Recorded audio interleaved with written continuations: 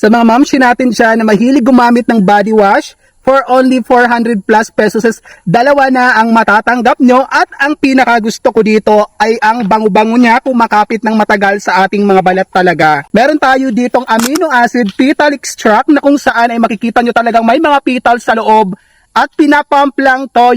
At yung size nito ay 450 ml at itong isa naman ay 500 ml na ang scent naman nito ay reverse Paris. Mayroon po itong iba't ibang scent, so ito lang din yung napili ko kasi ang bango din po nito. Pero sa dalawang ito, ang pinakamabango talaga itong si Petal Extract dahil body perfume po yung atake nito at meron pang scrub na kasama yan para mas dumikit yung amoy sa ating katawan at tanggal libag pa. Hindi lang ito basta pang pabanguhan, nakaka-moisturize ng skin lalo na dun sa mga dry.